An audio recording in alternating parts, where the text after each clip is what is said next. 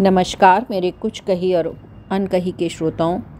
कुछ समय में हमारे स्कूलों और कॉलेजों में फाइनल एग्ज़ाम्स शुरू होने वाले हैं।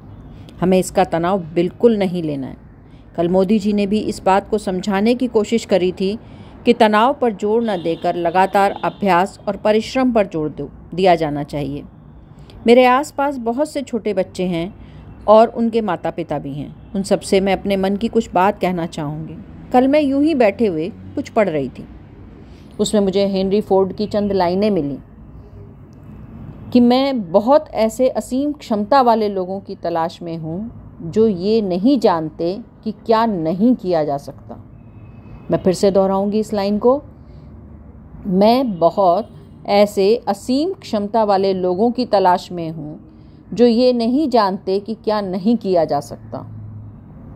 जब हम लोग अपनी शिक्षा की हदों से बाहर जाकर सोचते हैं तभी चमत्कार होते हैं। जैसे भौरा है, भौरे का शरीर काफ़ी भारी है और उड़ने के लिहाज से उसके पंखों का फैलाव काफ़ी कम है।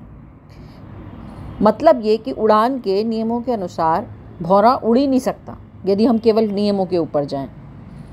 परंतु भौरे को तो नियम का पता ही नहीं है, तो इसलिए वो उड़ता ही रहता है। दरअसल जब हम पेरेंट होते हैं तो बच्चे को 100% बनाना चाहते हैं, एक रोल मॉडल की तरह, और इसी वजह से हम उसकी योग्यता को बंधन में बांधने की कोशिश करते हैं। कुछ पेरेंट्स कहेंगे कि अनुशासन में नहीं बांधेंगे तो कैसे होगा, बच्चा योग्य कैसे बनेगा, कैसे ठीक रहेगा।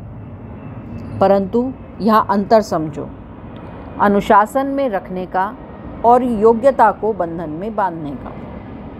मान लो कोई बच्चा पेंटिंग करता है तो उसे खेलने दो ना रंगों से, कागज़ से। जब वो अपनी बाउंड्रीज़ को तोड़ेगा, जब अपने कि हाथी बनाना है तो हाथी ही बनाना है, जब उन सब चीज़ों को तोड़ेगा तभी वो अपना 200% दे पाएगा।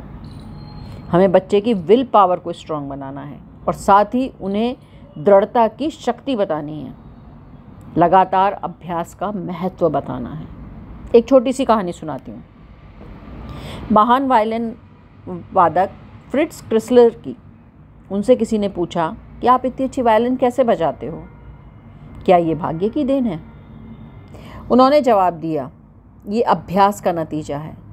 अगर मैं 1 महीने तक अभ्यास न करूं तो मेरे वायलिन बजाने में आए फ़र्क को श्रोता खुद महसूस कर सकते हैं। अगर मैं 1 सप्ताह तक अभ्यास न करूं तो मेरी पत्नी फ़र्क को बता सकती है, और अगर मैं 1 दिन अभ्यास न करूं तो मैं खुद ही फ़र्क बता सकता हूं केवल। तो अभ्यास का महत्व बच्चे को बताइए।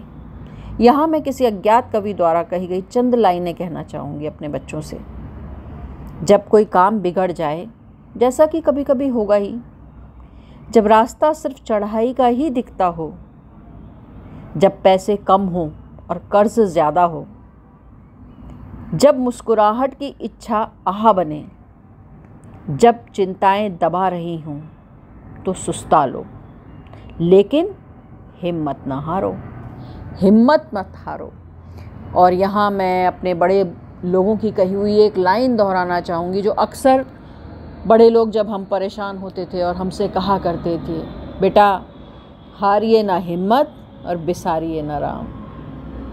अर्थात कभी हिम्मत मत हारो और ईश्वर को कभी मत भूलो। धन्यवाद मेरे कुछ कही और कुछ अनकही के श्रोताओं।